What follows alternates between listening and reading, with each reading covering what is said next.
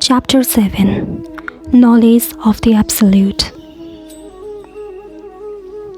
The Supreme Personality of Godhead said, Now hear, O son of Partha, how by practicing yoga in full consciousness of me, with mind attached to me, you can know me in full, free from doubt. In this 7th chapter of Bhagavad Gita, the nature of Krishna consciousness is fully described. Krishna is full in all opulences, and how he manifests which opulences is described herein. Also, 4 kinds of fortunate people who become attached to Krishna and 4 kinds of unfortunate people who never take to Krishna are described in this chapter. In the first 6th chapter of Bhagavad Gita, the living entity has been described as non-material spirit soul, capable of elevating himself to self-realization by different types of yogas. At the end of the 6th chapter, it has been clearly stated that the steady concentration of the mind upon Krishna, or in other words, Krishna consciousness, is the highest form of all yoga. By concentrating one's mind upon Krishna, one is able to know the absolute truth completely, but not otherwise. Impersonal Brahma Jyoti or localized Paramatma realization is not perfect knowledge of the absolute truth, but it is partial. Full and scientific knowledge is Krishna, and everything is revealed to the person in Krishna consciousness. In complete Krishna consciousness, one knows that Krishna is ultimate knowledge beyond any doubts. Different types of yogas are only stepping stones on the path of Krishna consciousness. One who takes directly to Krishna consciousness automatically knows about Brahma Jyoti and Paramatma in full. By practice of Krishna consciousness yoga, one can know everything in full, namely the absolute truth, the living entities, the material nature, and their manifestation with paraphernalia. One should therefore begin yoga practice as directed in the last verse of the 6th chapter. Concentration of the mind upon Krishna the Supreme is made possible by prescribed devotional service in 9 different forms, of which Sravanam is the first and most important. The Lord therefore says to Arjuna, or hear from me. No one can be a greater authority than Krishna, and therefore, by hearing him, one receives the greatest opportunity to become a perfectly Krishna conscious person. One has therefore to learn from Krishna directly or from a pure devotee of Krishna, and not from a non-devotee upstart puffed up with academic education. In the Srimad Bhagavatam, this process of understanding Krishna, the Supreme Personality of Godhead, the Absolute Truth, is described in the 2nd chapter of the 1st canto is follows. To hear about Krishna from Vedic literatures or to hear from him directly through the Bhagavad Gita is itself righteous activity, and for one who hears about Krishna, Lord Krishna, who is dwelling in everyone's heart, acts as a best wishing friend and purifies the devotee who constantly engages in hearing of him. In this way, a devotee naturally develops his dormant transcendental knowledge. As he hears more about Krishna from the Bhagavatam and from the devotees, he becomes fixed in the devotional service of the Lord. By development of devotional service, one becomes freed from the modes of passion and ignorance, and thus material lust and avarice are diminished. When these impurities are wiped away, the candidate remains steady in his position of pure goodness, becomes enlivened by devotional service, and understands the science of God perfectly. Thus, Bhakti Yoga severs the heart knot of material affection and enables one to come at once to the stage of understanding of the Supreme Absolute Personality of Godhead. Therefore, only by hearing from Krishna or from his devotee in Krishna consciousness can one understand the science of Krishna. I shall now declare unto you in full this knowledge, both phenomenal and numinous. This being known, nothing further shall remain for you to know. Complete knowledge includes knowledge of the phenomenal world, the spirit behind it, and the source of both of them. This is transcendental knowledge. The Lord wants to explain the above-mentioned system of knowledge because Arjuna is Krishna's confidential devotee and friend. In the beginning of the 4th chapter, this explanation was given by the Lord, and it is again confirmed here. Complete knowledge can be achieved only by the devotee of the Lord in disciplic succession directly from the Lord. Therefore, one should be intelligent enough to know the source of all knowledge, who is the cause of all causes, and the only object for meditation in all types of yoga practice. When the cause of all causes becomes known, then everything knowable becomes known, and nothing remains unknown. The Vedas say, Kasmin bhagavo vijanate sarvam idam vijanatam bhagavati. Out of many thousands among men, one may endeavor for perfection, and of those who have achieved perfection, hardly one knows me in truth. There are various grades of men, and out of many thousands, one may be sufficiently interested in transcendental realization to try to know what is the self, what is the body, and what is the absolute truth.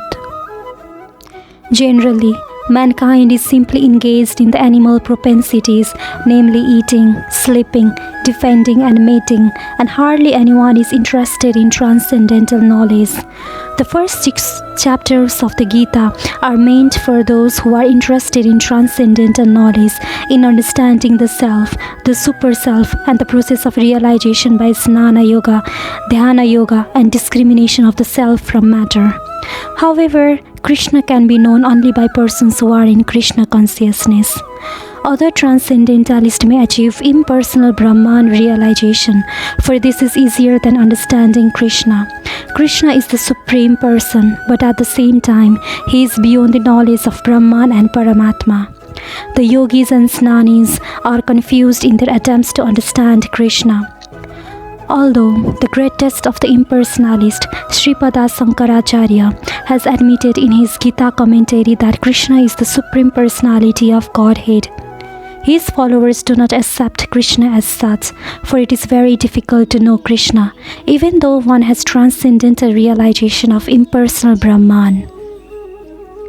Krishna is the Supreme Personality of Godhead, the cause of all causes, the primeval Lord Govinda.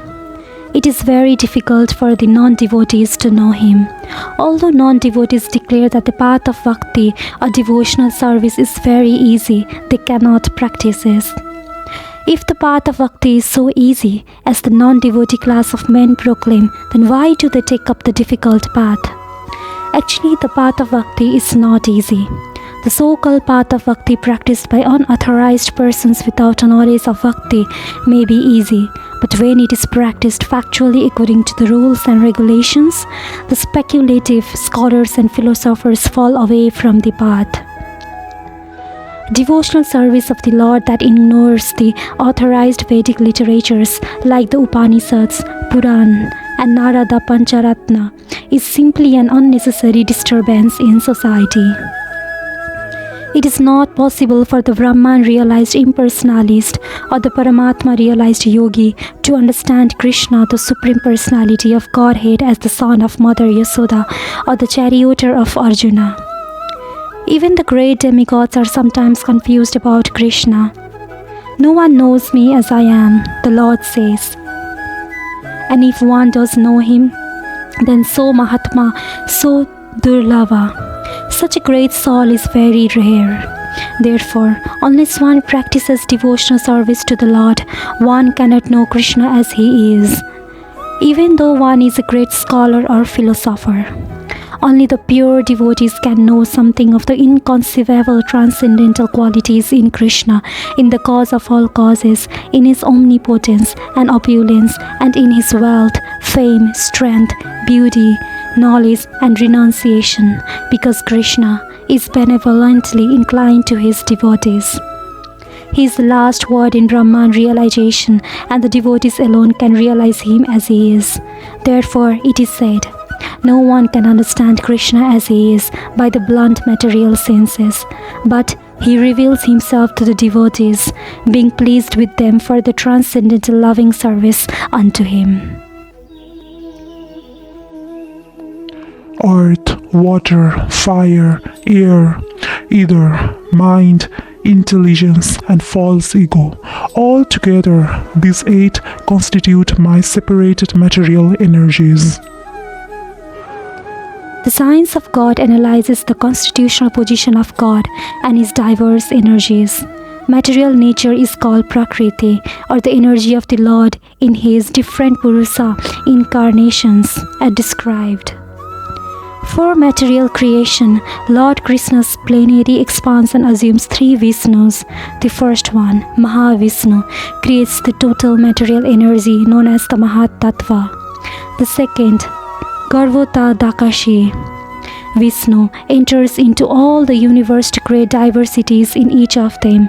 The third, the Zero Dakashai Vishnu, is diffused as the all-pervading super soul in all the universes and is known as Paramatma. He is present even within the atoms. Anyone who knows these 3 Vishnus can be liberated from material entanglement. This material world is a temporary manifestation of one of the energies of the Lord. All the activities of the material world are directed by these 3 Vishnu expansions of the Lord Krishna. These Purusas are called incarnations. Generally, one who does not know the science of God, Krishna, assumes that this material world is for the enjoyment of the living entities and that the living entities are the Purusas, the causes, controllers, and enjoyers of the material energy. According to Bhagavad Gita, this atheistic conclusion is false. In the verse under discussion, it is stated that Krishna is the original cause of the material manifestation. Srimad Bhagavatam also confirms this. The ingredients of the material manifestation are separated energies of the Lord. Even the Brahma Jyoti, which is the ultimate goal of the impersonalist, is a spiritual energy manifested in the spiritual sky. There are no spiritual diversities in the Brahma Jyoti as there are in the Vaikuntha Loka, and the impersonalist accepts the Brahma Jyoti as the ultimate eternal goal. The Paramatma manifestation is also a temporary all-pervasive aspect of the Sirodakayasi Vishnu. The Paramatma manifestation is not eternal in the spiritual world. Therefore, the factual absolute truth is the Supreme Personality of Godhead Krishna. He is the complete energetic person and he possesses different separated and internal energies. In the material energy, the principal manifestations are 8, as above mentioned. Out of this, the first 5 manifestations, namely earth, water, fire, air and sky, are called the 5 gigantic creations or the gross creations, within which the 5 sense objects are included. They are the manifestations of physical sound, touch, form, taste and smell. Material science comprises these 10 items and nothing more, but the other 3 items, namely mind, intelligence and false ego, are neglected by the materialist. Philosophers who deal with mental activities are also not perfect in knowledge because they do not know the ultimate source, Krishna. The false ego, I am, and it is mine, which constitute the basic principle of material existence, includes 10 sense organs for material activities. Intelligence refers to the total material creation called the Mahat Tattva. Therefore, from the 8 separated energies of the Lord are manifest the 24 elements of the material world, which are the subject matter of Sankhya atheistic philosophy. They are originally offshoots from Krishna's energy and are separated from him. But atheistic Sankhya philosophers with a poor fund of knowledge do not know Krishna as the cause of all causes. The subject matter for discussion in the Sankhya philosophy is only the manifestation of the external energy of Krishna, as it is described in the Bhagavad Gita.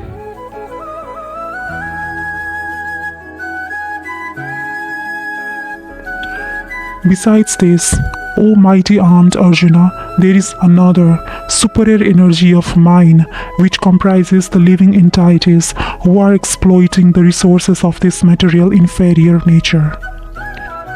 Here it is clearly mentioned that living entities belong to the superior nature or energy of the Supreme Lord. The inferior energy is matter manifested in different elements, namely earth, water, fire, air, ether, mind, intelligence, and false ego. Both forms of material nature, namely gross, earth, and subtle, mind, are products of the inferior energy. The living entities who are exploiting these inferior energies for different purposes are the supreme energy of the Supreme Lord, and it is due to this energy that the entire material world functions. The cosmic manifestation has no power to act unless it is moved by the superior energy, the living entity.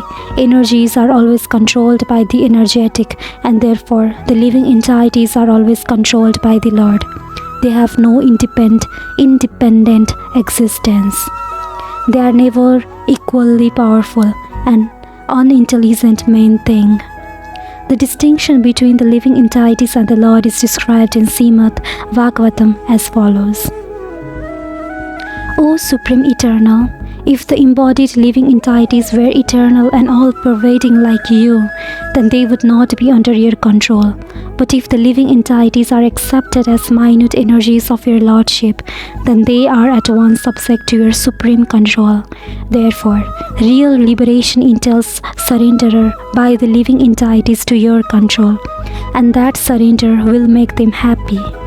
In that constitutional position only can they be controllers.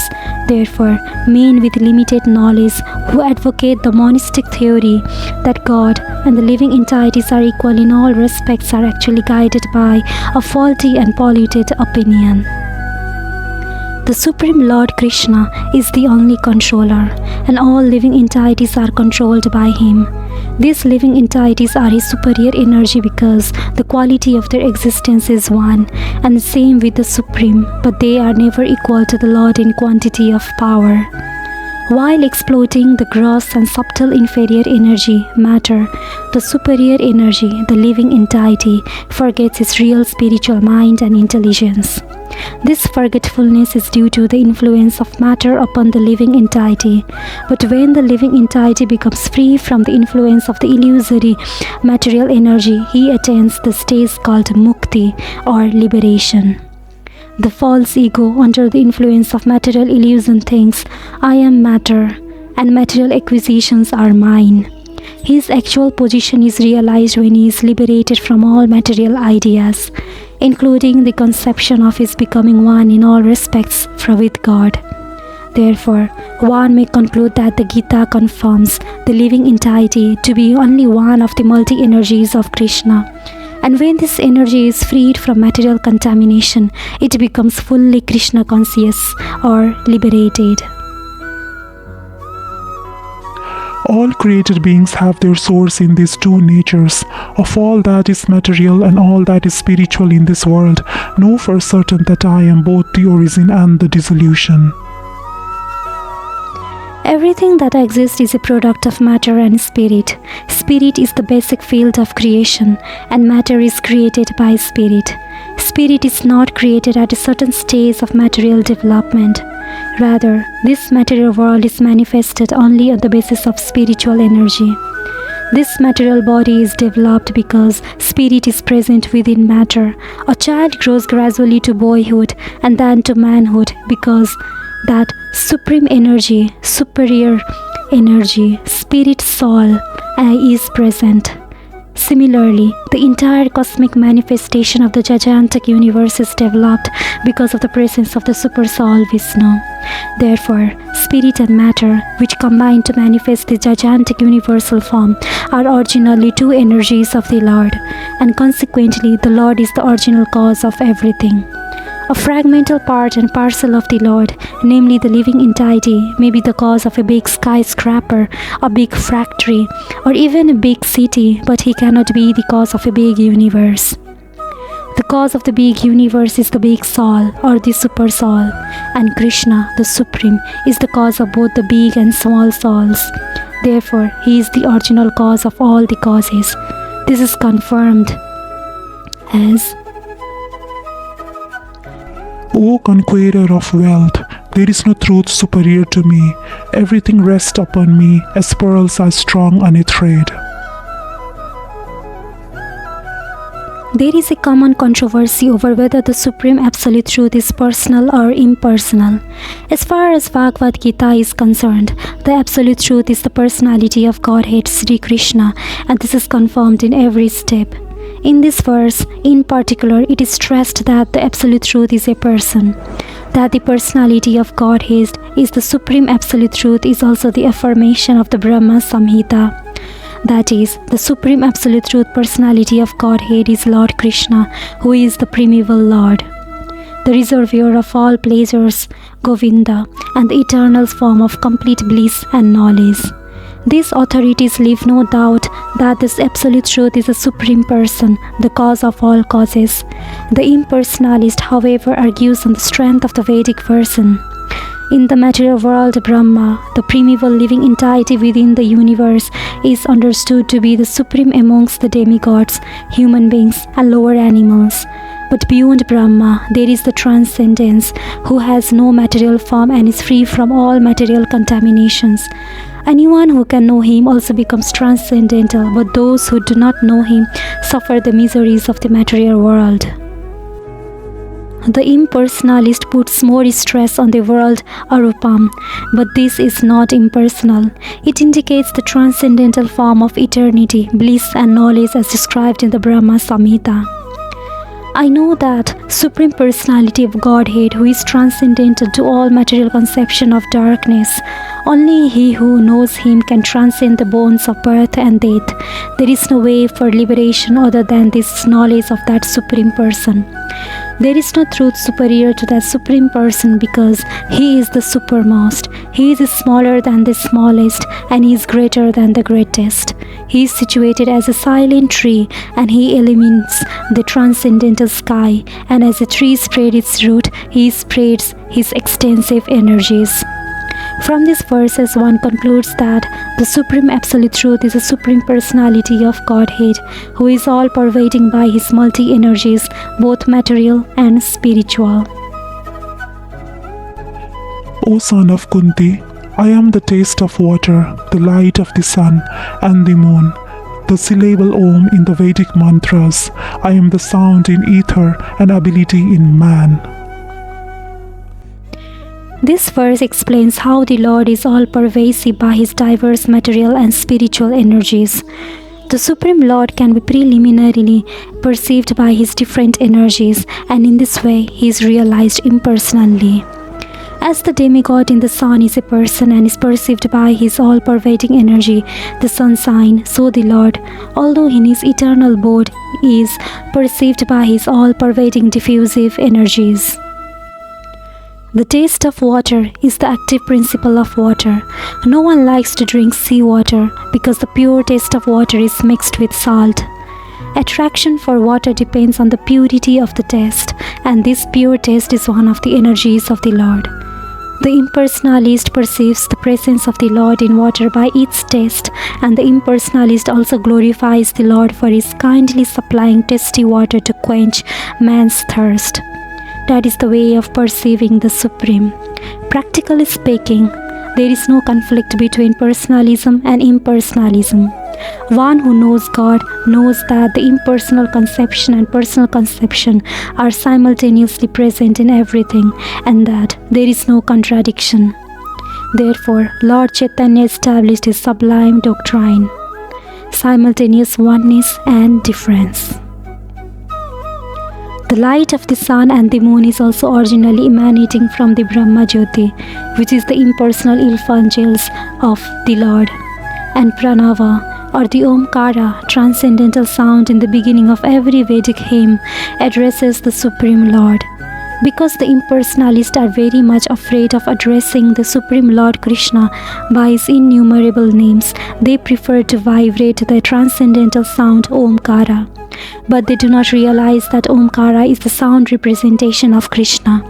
The jurisdiction of Krishna consciousness extends everywhere, and one who knows Krishna consciousness is blessed. Those who do not know Krishna are in illusion, and so knowledge of Krishna is liberation. and ignorance of him is bondage. I am the original fragrance of the earth, and I am the heat in fire. I am the life of all that lives, and I am the penances of all ascetics. Punya means that which is not decomposed. Punya is original.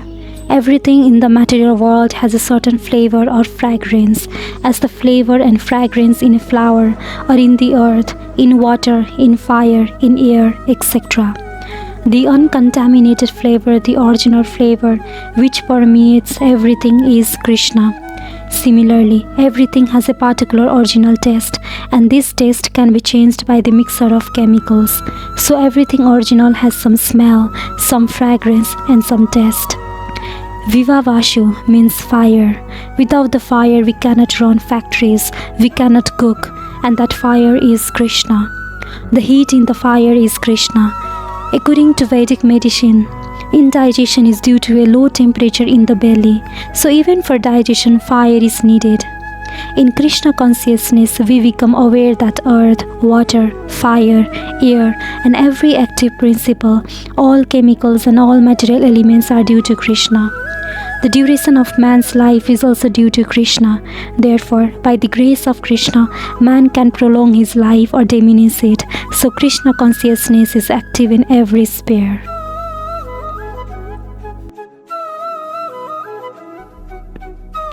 O son of Parth, know that I am the original seed of all existence, the intelligence of the intelligent, and the prowess of the powerful men.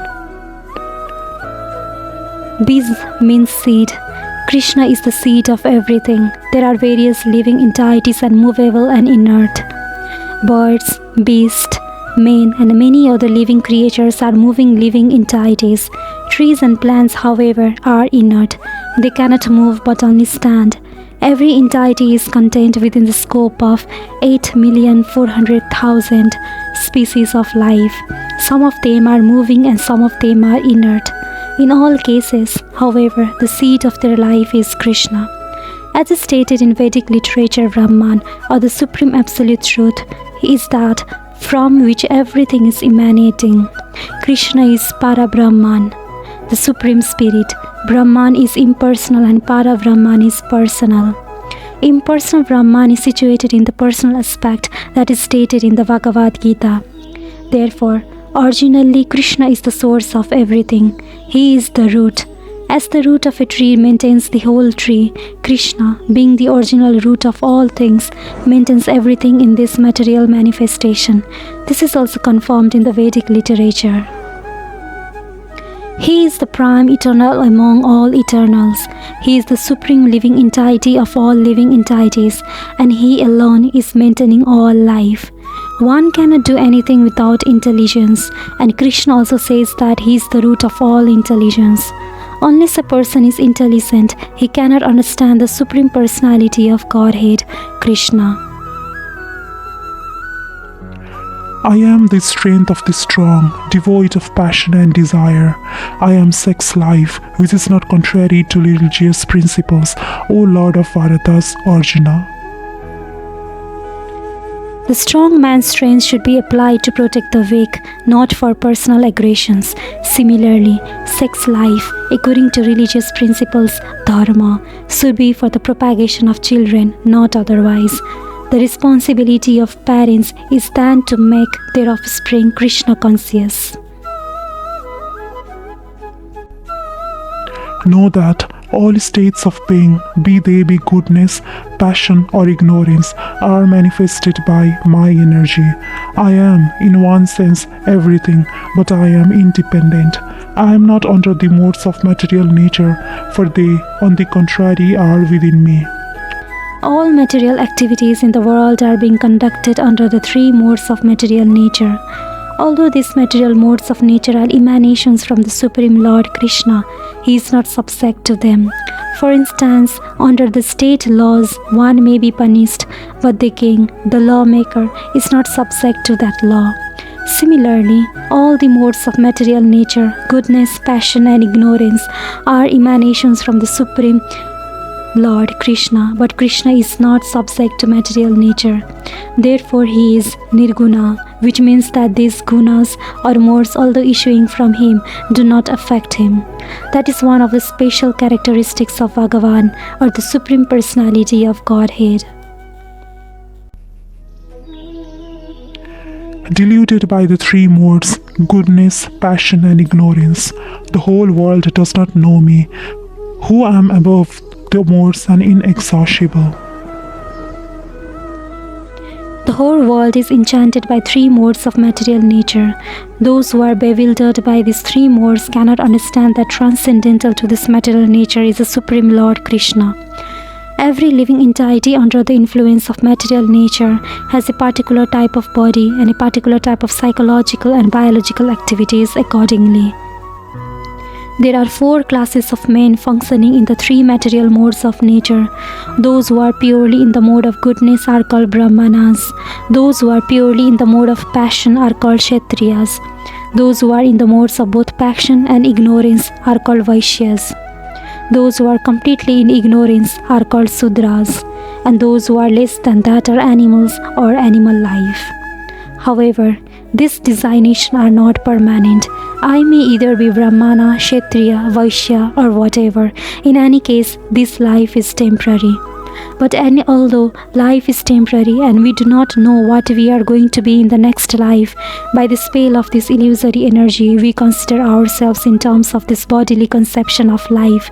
And we thus think that we are American, Indian, Russian, or Brahmana, Hindu, Muslim, etc. And if we become entangled with the modes of material nature, then we forget the Supreme Personality of Godhead, who is behind all these modes. So Lord Krishna says that living entities deluded by these three modes of nature do not understand that behind the material background is the Supreme Personality of Godhead. There are many different kinds of living entities, human beings, demigods, animals, etc.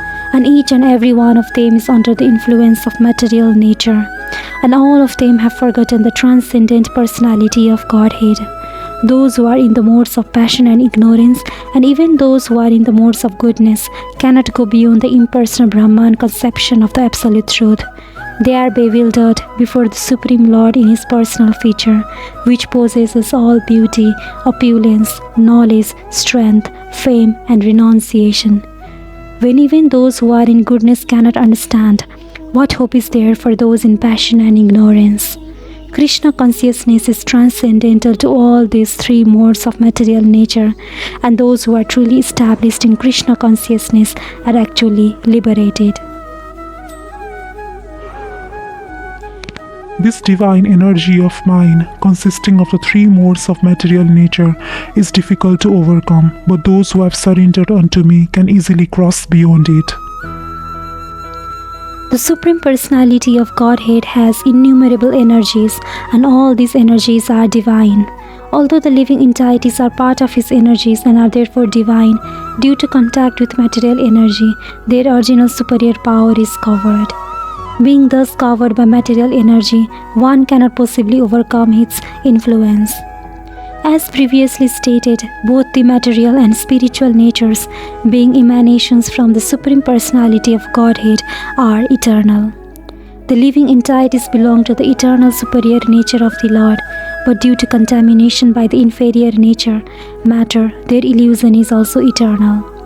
The conditioned soul is therefore called Niryabadha, or eternally conditioned. No one can trace out the history of this becoming condition at a certain date in material history. Consequently, his release from the clutches of the material nature is very difficult, even though that material nature is an inferior energy, because material energy is ultimately conducted by the Supreme Will, which the living entity cannot overcome. Inferior material nature is defined herein as divine nature, due to its divine connection and movement by the divine will. Being conducted by divine will, material nature, inferior, acts as wonderful in the construction and destruction of the cosmic manifestation. The Vedas confirm this as Although Maya, illusion is false or temporary, the background of Maya is the supreme magician, the personality of Godhead, who is Mahasivra, the supreme controller. Another meaning of guna is rope. It is to be understood that the conditioned soul is tightly tied by the ropes of illusion. A man bound by the hands and feet cannot free himself. He must be helped by a person who is unbound. Because the bound cannot help the bound, the rescuer must be liberated. Therefore, only Lord Krishna or his bona fide representative, the spiritual master, can release the conditioned soul. Without such superior help, one cannot be freed from the bondage of material nature. Devotional service or Krishna consciousness can help one gain such release. Krishna, being the Lord of illusory energy, can order this insurmountable energy to release the conditioned soul. He orders this release out of his causeless mercy on the surrendered soul and out of his paternal affection for the living entity, who is originally a beloved son of the Lord. Therefore, surrender unto the lotus feet of the Lord is the only means to get free from the clutches of the stringent material nature. The words Mamiva are also significant. Mam means into Krishna, Vishnu, only, and the Brahma or Shiva. Although Brahma and Shiva are greatly elevated and are almost on the level of Vishnu, it is not possible for such incarnations of passion and ignorance to release the conditioned soul from the clutches of Maya. In other words, both Brahma and Shiva are also the influence of Maya. Only Vishnu is the master of Maya, therefore he alone can give release to the conditioned soul. The Vedas confirms this in the phrase, freedom is possible only by understanding Krishna. Even Lord Shiva says, there is no doubt that Vishnu is the deliverer of liberation for everyone.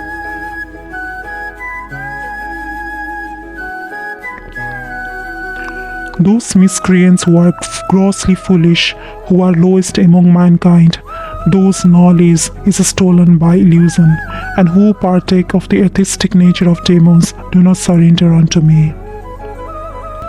It is said in Bhagavad Gita that simply by surrendering oneself unto the lotus feet of the Supreme Personality Krishna, one can surmount the stringent laws of material nature.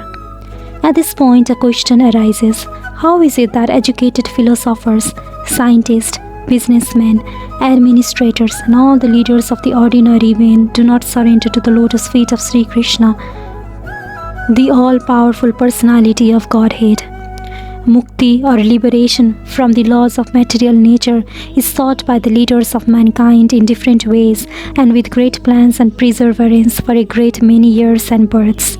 But if that liberation is possible by simply surrendering unto the lotus feet of the Supreme Personality of Godhead, then why don't these intelligent and hard-working leaders adopt this simple method? The Gita answers this question very frankly. Those really learned leaders of society like Brahma, Shiva, Kapila, the Kumaras, Manu, Vaishya, Devala, Asita, Janaka, Pralada, Bali, and later on Madhavacharya, Ramunjaracharya, Sri Chaitanya, and many others who are faithful philosophers, politicians, educators, scientists, surrender to the lotus feet of the Supreme Person, the all-powerful authority. Those who are not actually philosophers, scientists, educators, administrators, but who pose themselves as such for material gain, do not accept the plan or path of the Supreme Lord. They have no idea of God. They simply manufacture their own worldly plans and consequently complicate the problems of material existence in their vain attempts to solve them. Because material energy is so powerful, it can resist the unauthorized plans of the atheist and baffle the knowledge of planning commissions. The atheistic plan makers are described herein by the word duskritni or miscreants. Kirti means one who has performed meritorious work. The atheist plan maker is sometimes very unintelligent and meritorious also, because any gigantic plan, good or bad, must take intelligence to execute. But because the atheist brain is improperly utilized in opposing the plans of the Supreme Lord, the atheistic plan maker is called Duskriti, which indicates that his intelligence and efforts are misdirected. In the Gita, it is clearly mentioned that material energy works fully under the direction of the Supreme Lord. It has no independent authority. It works as a shadow moves in accordance with the movements of the object. But still, material energy is very powerful, with the atheist, due to his godless temperament, cannot know how it works, nor can he know the plan of the Supreme Lord. Under illusion and the modes of passion and ignorance, all his plans are baffled, as in the case of Hiranyakasipu and Ravana, whose plans were smashed to dust, although they were both materially learned as scientists, philosophers, administrators, and educators. These Duskritnas or miscreants are of 4 different patterns, as outlined below. 1. The Mudhas are those who are grossly foolish, like hard-working beasts of burden. They want to enjoy the fruits of their labor by themselves, and so do not want to part with them for the Supreme. The typical example of the beast of burden is the ass. The humble beast is made to work very hard by his master. The ass does not really know for whom he works so hard day and night. He remains satisfied by filling his stomach with a bundle of grass, sleeping for a while under fear of being beaten by his master, and satisfying his sex appetite at the risk of being repeatedly kicked by the opposite party. The ass sings poetry and philosophy sometimes, but this braying sound only disturbs others. This is the position of the foolish fruitive worker who does not know for whom he should work. He does not know the karma or action is meant for yajna or sacrifice. Most often, those who work very hard day and night to clear the burden of self-created duties say that they have no time to hear the immortality of the living being. To such mudhas, material gains which are destructible are lives all in all. Despite the fact that the mudhas enjoy only a very small fraction of the fruit of labor, sometimes they spend sleepless days and nights for fruitive gain. And although they may have ulcers or indigestion, they are satisfied with practically no food. They are simply absorbed in working hard day and night for the benefit of illusory masters. Ignorant of the real master, the foolish workers waste their valuable time serving Mammon. Unfortunately, they never surrender to the Supreme Master of all masters, nor do they take time to hear from him the proper sources. The swine who eat the night soil do not care to accept sweetmeats made of sugar and ghee. Similarly, the foolish worker will untiringly continue to hear of the sense-enjoyable tidings of the flickering mundane world, but will have very little time to hear about the eternal living force that moves the material world. Number 2. Another class of Duskriti or miscreant is called the Naradhama, or the lowest of mankind. Nara means human being and Adhama means the lowest. Out of the 8,400,000 different species of living beings, there are 400,000 human species. Out of this, there are numerous lower forms of human life that are mostly uncivilized. The civilized human beings are those who have regulated principles of social, political, and religious life. Those who are socially and politically developed, but who have no religious principles must be considered Naradhamas. Nor is religion without God religion, because the purpose of following religious principles is to know the supreme truth and man's relation with him. In the Gita, the personality of Godhead clearly states that there is no authority above him and that he is the supreme truth. The civilized form of human life is meant for man's reviving the lost consciousness of his eternal relation with the supreme truth, the personality of Godhead, Sri Krishna, who is all-powerful. Whoever loses this chance is classified as the Naradhana. We get information from revealed scriptures that when the baby is in the mother's womb, he prays to God for deliverance and promises to worship him alone as soon as he gets out. To pray to God when he is in difficulty is a natural instinct in every living being because he is eternally related with God. But after his deliverance, the child forgets the difficulties of birth and forgets his deliverer also, being influenced by Maya, the illusory energy.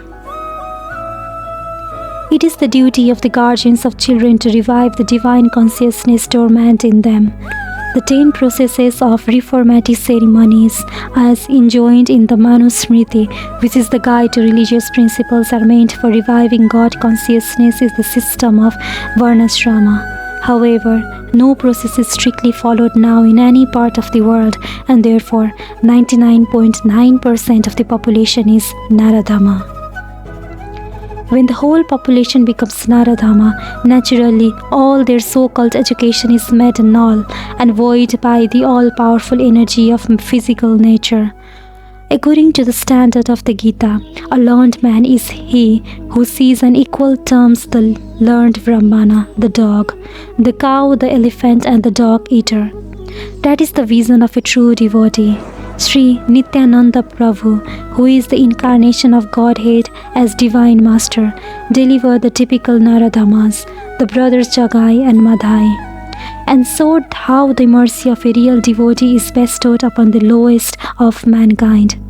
So the Naradhama who is condemned by the personality of Godhead can again revive his spiritual consciousness only by the mercy of a devotee. Sri Chaitanya Mahaprabhu, in propagating the Bhagavad Dharma or activities of the devotees, has recommended that people submissively hear the message of the personality of Godhead. The essence of this message is Bhagavad Gita. The lowest amongst human beings can be delivered by the submissive hearing process only. But unfortunately, they often refuse to give an rural reception to those messages. And what to speak of surrendering to the will of the Supreme Lord? Naradhamas, or the lowest of mankind, will fully neglect the prime duty of the human being. Number 3. The next class of Duskriti is called Maya Pratajnana, or those persons whose erudite knowledge has been nullified by the influence of illusory material energy. They are mostly very learned fellows, great philosophers, poets, literaries, scientists, etc. But the illusory energy misguides them, and therefore they disobey the Supreme Lord. There are a great number of Maya Prata Snana at the present moment, even amongst the scholars of the Bhagavad Gita. In the Gita, in plain and simple language, it is stated that Sri Krishna is the Supreme Personality of Godhead. There is no one equal to or greater than him. He is mentioned as the father of Brahma, the original father of all human beings. In fact, Sri Krishna is said to be not only the father of Brahma, but also the father of all species of life. He is the root of the impersonal Brahman and Paramatma. The super soul in every entity is his plenary portion. He is the fountainhead of everything, and everyone is advised to surrender unto his lotus feet. Despite all these clear statements, the Maya, Yaprata, Snana deride the personality of the Supreme Lord and consider him merely another human being. They do not know that the blessed form of human life is designated after the eternal and transcendental feature of the Supreme Lord. All the unauthorized interpretation of the Gita by the class of Maya, Yaprata, Snana outside the purview of the Parampara system are also many stumbling blocks on the path of spiritual understanding. The deluded interpreters do not surrender unto the lotus feet of Krishna, nor do they teach others to follow this principle. The last class of Duskriti is called Asuram Bhavam Ashrita, or those of demonic principle. The class is openly atheistic. Some of them argue that the Supreme Lord can never descend upon this material world, but they are unable to give any tangible reasons as to why not. There are others who make him subordinate to the impersonal feature.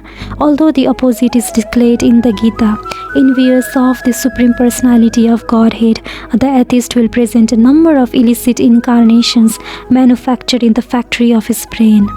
Such persons, whose very principle of life is to decry the personality of Godhead, cannot surrender unto the lotus feet of Sri Krishna. Sri Yamunacharya, Albandaru of South India, said, "O my Lord, you are unknowable to persons involved with atheistic principles. Despite your uncommon qualities, features, and activities, despite your personalities being confirmed by all the revealed scriptures in the quality of goodness, and despite your being acknowledged by the famous authorities renowned for their depth of knowledge in the transcendental science and situated in the godly qualities, Therefore, 1. Grossly foolish persons, 2. The lowest of mankind, 3. The deluded speculators, and 4. The professed atheist, as above mentioned, never surrender unto the lotus feet of personality of Godhead in spite of all scriptural and authoritative advice.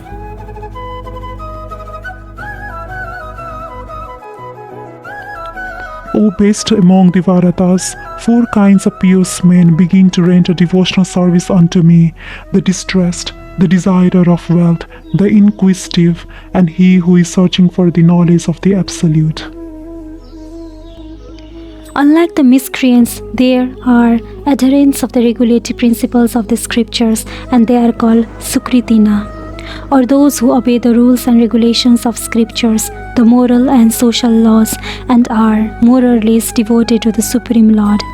Out of this, there are 4 classes of men: those who are sometimes distressed, those who are in need of money, those who are sometimes inquisitive, and those who are sometimes searching after knowledge of the absolute truth.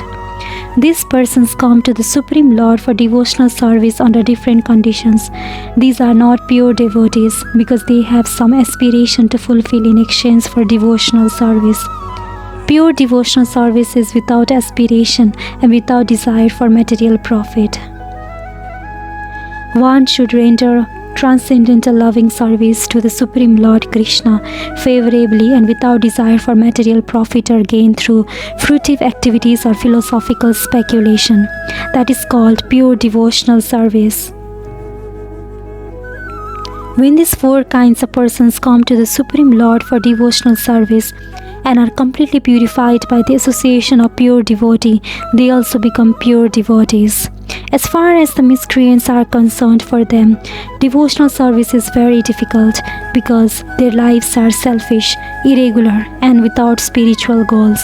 But even some of them, by chance, when they come in contact with a pure devotee, also becomes pure devotees. Those who are always busy with fruitive activities come to the Lord in material distress and at the time associate with pure devotees and become in their distress devotees of the Lord. Those who are simply frustrated also come sometimes to associate with the pure devotees and become inquisitive to know about God. Similarly, when the dry philosophers are frustrated in every field of knowledge, they sometimes want to learn of Lord, and they come to the Supreme Lord to render devotional service and thus transcend knowledge of the impersonal Brahman and the localized Paramatma and come to the personal conception of Godhead by the grace of the Supreme Lord or his pure devotee. On the whole, when the distressed, the inquisitive, the seekers of knowledge, and those who are in need of money are free from all material desires, and when they fully understand that material remuneration has nothing to do with spiritual improvement, they become pure devotees. As long as such a purified stage is not attained, devotees in transcendental service to the Lord are tainted with fruitive activities, the search for mundane knowledge, etc. So, one has to transcend all this before one can come to the stage of pure devotional service. Of these, the one who is in full knowledge and who is always engaged in pure devotional service is the best, for I am very dear to him and he is dear to me. Free from all contaminations of material desires, the distressed, the inquisitive, the penniless, and the seeker after supreme knowledge can all become pure devotees. But out of them, he who is in knowledge of the absolute truth and free from all material desires becomes a really poor, pure devotee of the Lord. And of the 4 orders, the devotee who is in full knowledge and is at the same time engaged in devotional services, the Lord says, the best. By searching after knowledge, one realizes that his self is different from his material body, and when further advanced, he comes to the knowledge of impersonal Brahman and Paramatma.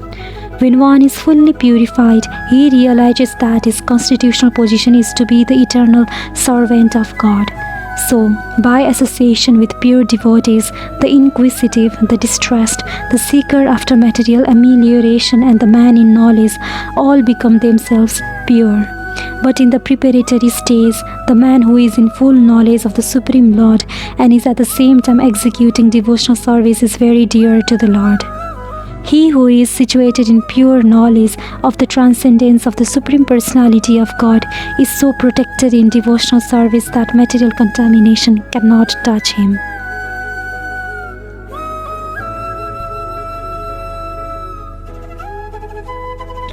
All these devotees are undoubtedly magnanimous souls, but he who is situated in knowledge of me, I consider to be just like my own self. Being engaged in my transcendental service, he is sure to attain me, the highest and most perfect goal. It is not that the devotees who are less complete in knowledge are not dear to the Lord. The Lord says that all magnanimous, because anyone who comes to the Lord for any purpose is called a Mahatma or great soul. The devotees who want some benefit out of devotional service are accepted by the Lord because there is an exchange of affection. Out of affection, they ask the Lord for some material benefit, and when they get it, they become so satisfied that they also advance in devotional service.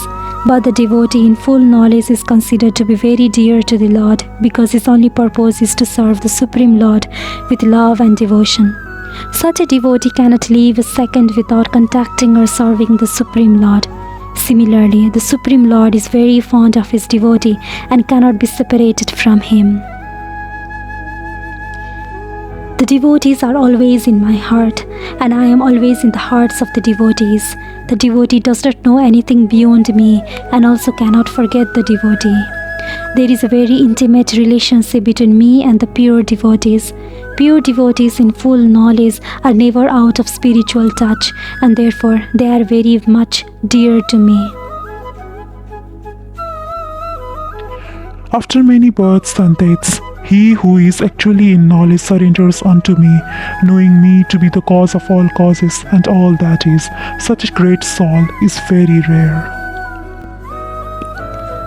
The living entity which, while executing devotional service or transcendental rituals after many births may actually become situated in transcendental pure knowledge that the Supreme Personality of Godhead is the ultimate goal of spiritual realization.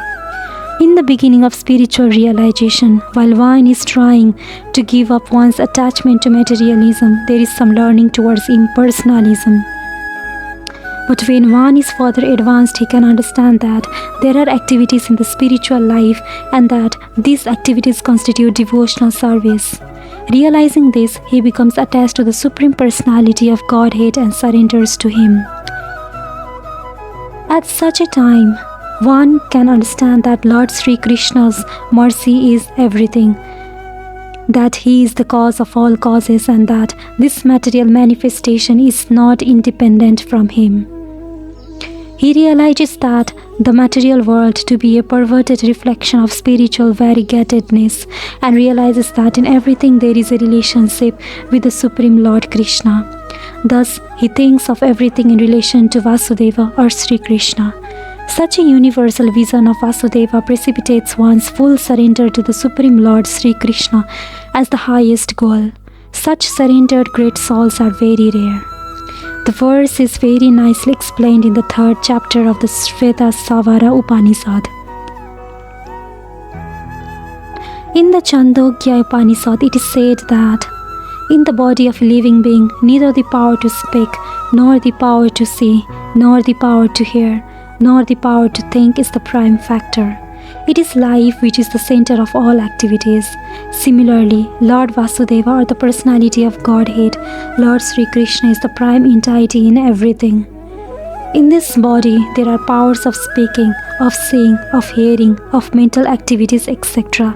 But these are not important if not related to the Supreme Lord, and because Vasudeva is all-pervading and everything is Vasudeva, the devotee surrenders in full knowledge. Those whose intelligence has been stolen by material desires surrender unto demigods and follow the particular rules and regulations of worship according to their own nature. Those who are freed from all material contaminations surrender unto the Supreme Lord and engage in his devotional service. As long as the material contamination is not completely washed off, they are by nature non-devotees. But even those who have material desires and who resort to the Supreme Lord are not so much attracted by external natures. Because of approaching the right goal, they soon become free from all material lust. In the Srimad Bhagavatam, it is recommended that whether one is a pure devotee and is free from all material desires, or is full of all material desires, or desires liberation from material contamination, he should in all cases surrender to Vasudeva and worship him. Less intelligent people who have lost their spiritual sense take shelter of demigods for immediate fulfillment of material desires.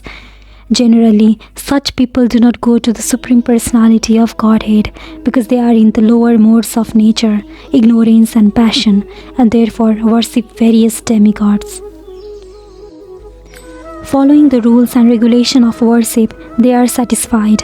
The worshippers of demigods are motivated by small desires and do not know how to reach the supreme goal, but a devotee of the Supreme Lord is not misguided. Because in Vedic literature there are recommendations for worshipping different gods for different purposes. Those who are not devotees of the Lord think that for certain purposes demigods are better than the Supreme Lord. But a pure devotee knows that the Supreme Lord Krishna is the master of all. In the Chaitanya Charitamrita, it is said, only the Supreme Personality of Godhead, Krishna, is master, and all others are servants. Therefore, a pure devotee never goes to demigods for satisfaction of his material needs. He depends on the Supreme Lord, and the pure devotee is satisfied with whatever he gives. I am in everyone's heart as the Super Soul. As soon as one desires to worship some demigod, I make his faith steady so that he can devote himself to the particular deity. God has given independence to everyone. Therefore, if a person desires to have material enjoyment and wants very sincerely to have such facilities from the material demigods, the Supreme Lord, as Super Soul in everyone's heart, understands and gives facilities to such persons.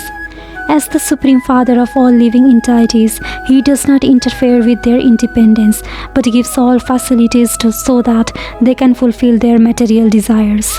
Some may ask why the all-powerful God gives facilities to the living entities for enjoying this material world and so lets them fall onto the trap of the illusory energy.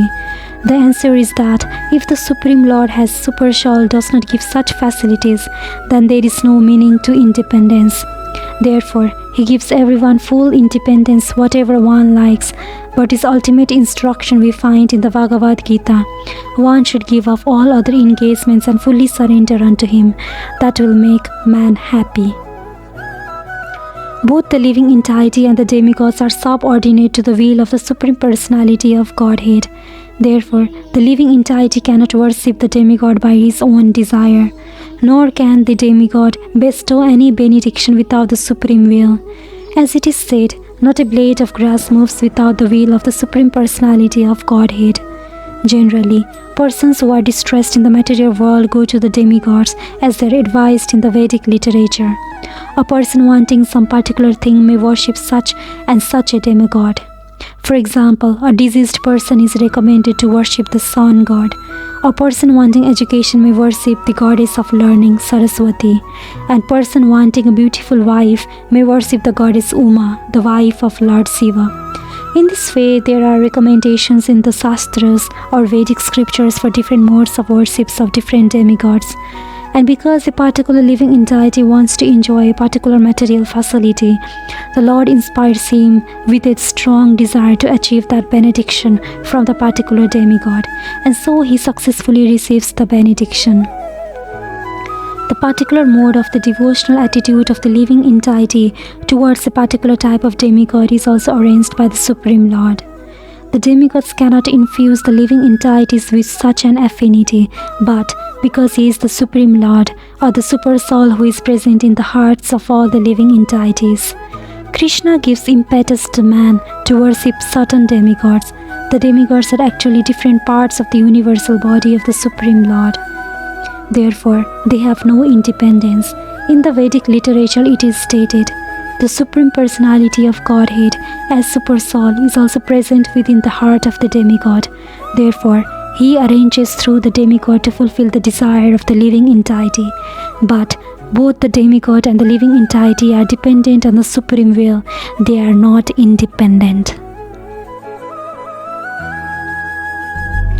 Endowed with such a faith, he endeavors to worship a particular demigod and obtains his desires. But in actuality, these benefits are bestowed by me alone. The demigods cannot award benedictions to the devotees without the permission of the Supreme Lord. The living entity may forget that everything is the property of the Supreme Lord. But the demigods do not forget. So the worship of demigods and achievement of desired readers are due not to the demigods but to the Supreme Personality of Godhead by arrangement. The less intelligent living entity does not know this, and therefore he foolishly goes to the demigods for some benefit. But the pure devotee, when in need of something, prays only to the Supreme Lord. Asking for material benefit, however, is not a sign of a pure devotee. A living entity goes to the demigods usually because he is mad to fulfill his lust. This happens when something undue is desired by the living entity and the Lord himself does not fulfill the desire. In the Chaitanya Charitamrita, it is said that one who worships the Supreme Lord and at the same time desires material enjoyment is contradictory in his desires.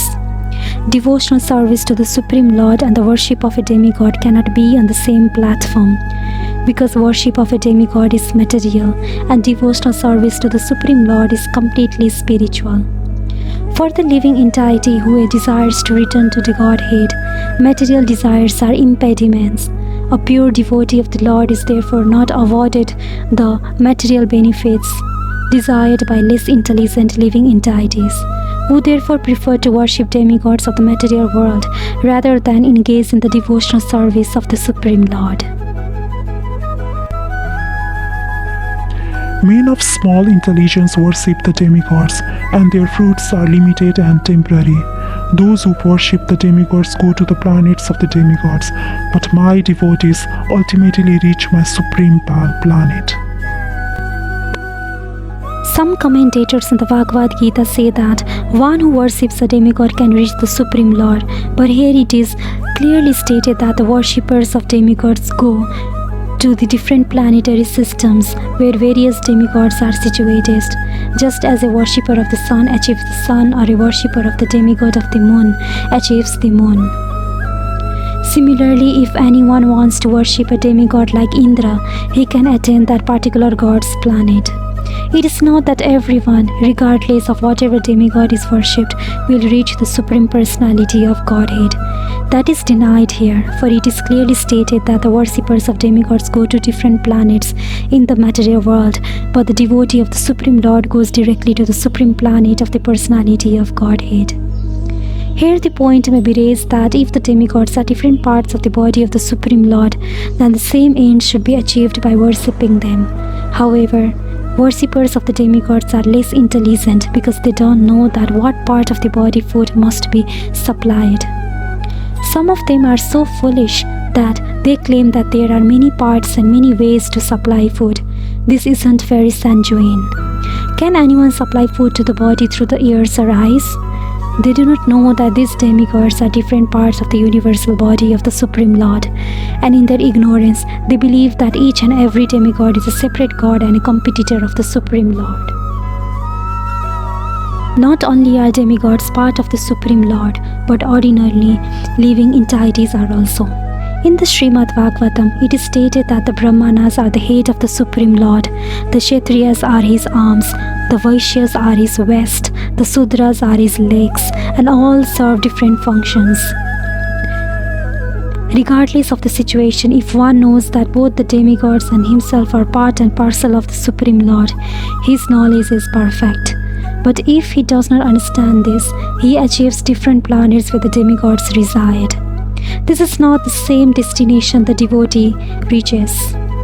The results achieved by the demigods' benedictions are perishable because within this material world, the planets, the demigods, and the worshippers are all perishable.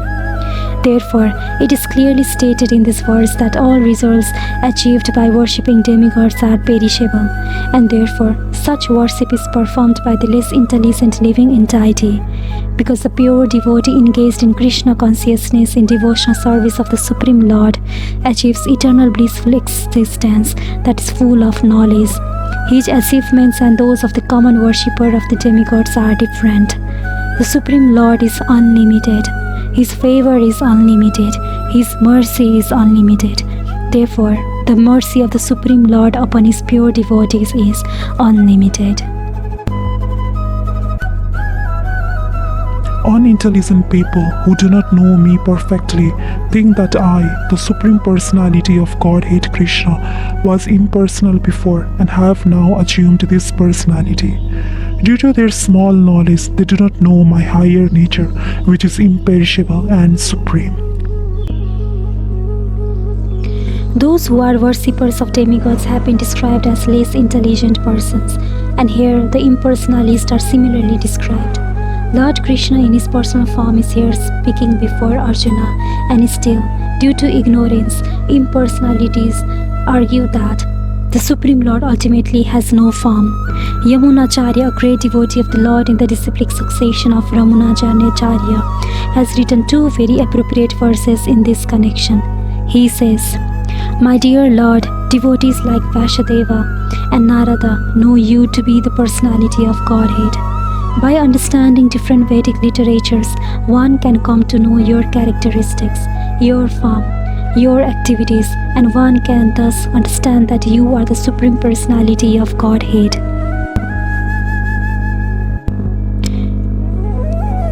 But those who are in the modes of passion and ignorance, the demons and the non-devotees cannot understand you. They are unable to understand you. However, experts such non-devotees may be in discussing Vedanta and Upanishad and other Vedic literatures.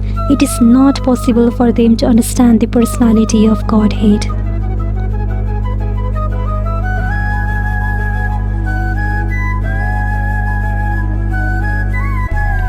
I am never manifest to the foolish and unintelligent. For them, I am covered by my internal potency, and therefore, they do not know that I am unborn and infallible. It may be argued that since Krishna was present on this earth and was visible to everyone, then why isn't he manifest to everyone now? But actually, he was not manifest to everyone. When Krishna was present, there were only a few people who could understand him to be the Supreme Personality of Godhead. In the assembly of Gurus, when Shishupala spoke against Krishna's being elected president of the assembly, Bhishma supported him and proclaimed him to be the Supreme God. Similarly, the Pandavas and a few others knew that he was the Supreme, but not everyone. He was not revealed to the non-devotees and the common man. Therefore, in the Bhagavad Gita, Krishna says that, but for his pure devotees, all men consider him to be like themselves. He was manifest only to his devotees as the reservoir of all the pleasures, but to others, to unintelligent non-devotees, he was covered by his internal potency. In the prayers of Kunti in the Srimad Bhagavatam, it is said that the Lord is covered by the curtain of Yoga Maya, and thus ordinary people cannot understand him. O my Lord, you are the maintainer of the entire universe, and devotional service to you is the highest religious principle. Therefore, I pray that you will also maintain me. Your transcendental form is covered by the Yoga Maya. The Brahma Jyoti is the covering of internal potency. May you kindly remove this glowing effulgence that impedes my seeing your eternal form of bliss and knowledge. The Supreme Personality of Godhead in his transcendental form of bliss and knowledge is covered by the internal potency of the Brahma Jyoti, and the less intelligent impersonalist cannot see the Supreme on this account. Also in the Srimad Bhagavatam, there is the prayer of Brahma. O Supreme Personality of Godhead, O Super Soul, O Master of all mystery, who can calculate your potency and pastimes in this world. You are always expanding your internal potency, and therefore no one can understand you. Learned scientists and learned scholars can examine the atomic constitution of the material world or even the planets, but still they are unable to calculate your energy and potency. Although you are present before them, the Supreme Personality of Godhead, Lord Krishna, is not only unborn but also avyaya, inexhaustible. His internal flame is bliss and knowledge, and his energies are all inexhaustible.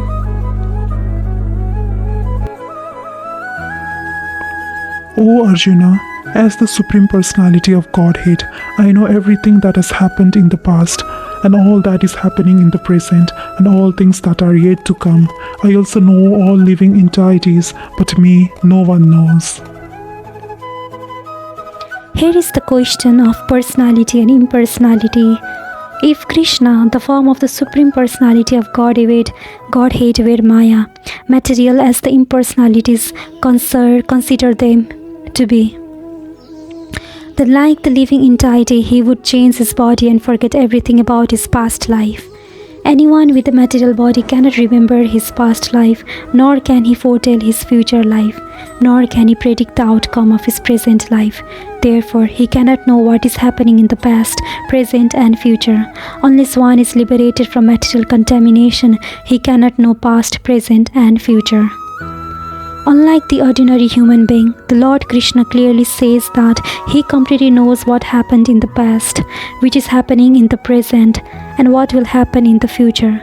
In the 4th chapter, we have seen that the Lord Krishna remembers instructing Vivaswan, the sun god, millions of years ago. Krishna knows every living entity because he is situated in every living entity's heart as the super soul.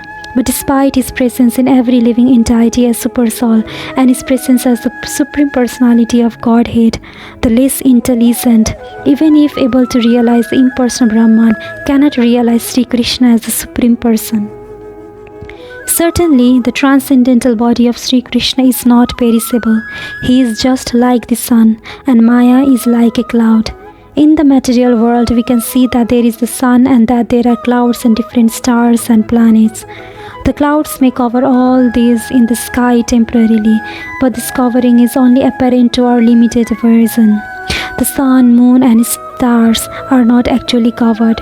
Similarly, Maya cannot cover the Supreme Lord.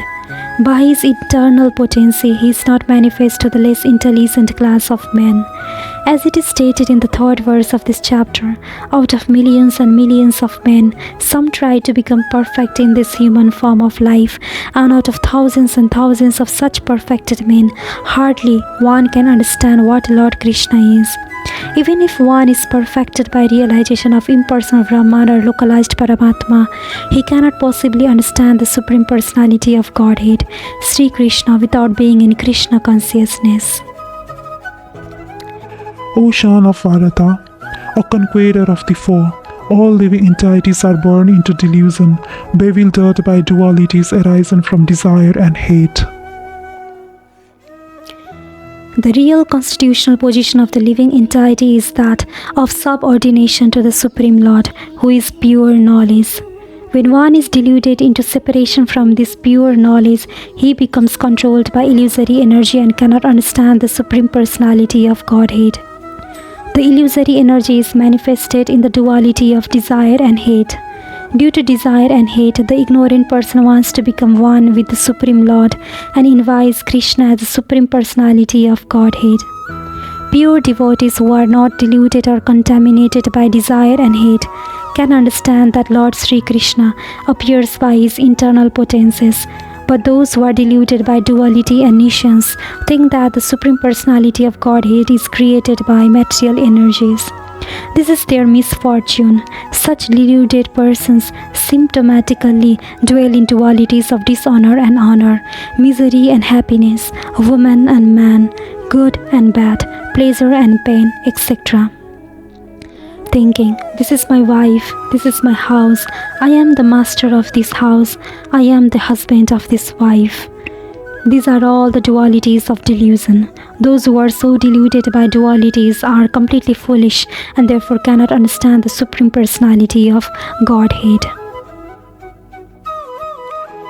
Persons who have acted piously in previous lives and in this life and whose sinful actions are completely eradicated are freed from the dualities of delusion, and they engage themselves in my service with determination.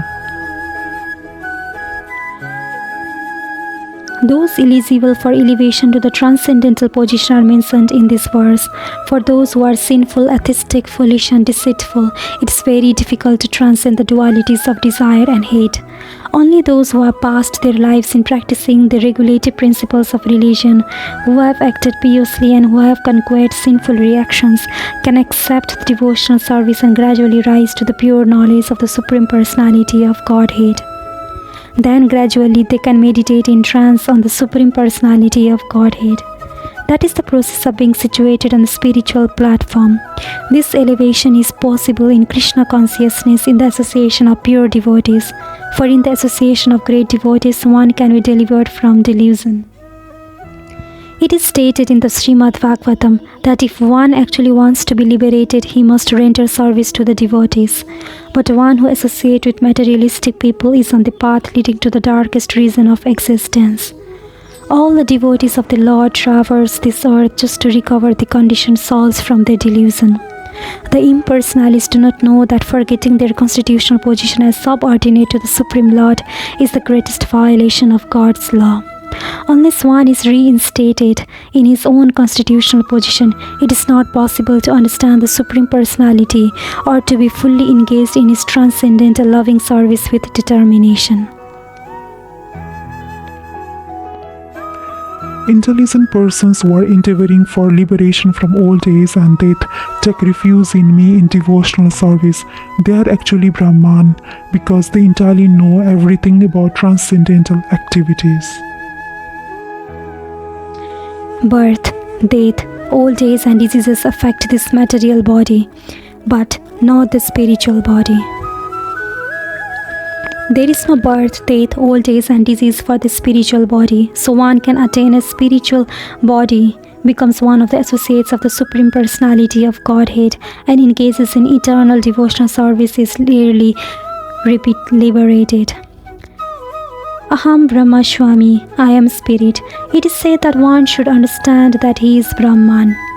This Brahman conception of life is also in devotional service, as described in this verse. The pure devotees are transcendentally situated on the Brahman platform, and they know everything about transcendental activities. 4 kinds of impure devotees who engage themselves in the transcendental service of the Lord achieve their respective goals, and by the grace of the Supreme Lord, when they are fully Krishna conscious, they actually enjoy spiritual association with the Supreme Lord. But those who are worshippers of the demigods never reach the Supreme Lord in his supreme planet. Even the less intelligent Brahman realized persons cannot reach the supreme planet of Krishna known as Goloka Vrindavana. Only persons who perform activities in Krishna consciousness are actually entitled to be called Brahman because they are actually endeavoring to reach the Krishna planet. Such persons have no misgivings about Krishna, and thus they are factually Brahman. Those who are engaged in worshipping the form or achara of the Lord, or who are engaged in meditation on the Lord simply for liberation from material bondage, also know by the grace of the Lord the purports of Brahman, Adivutta, etc., as explained in the Lord in the next chapter.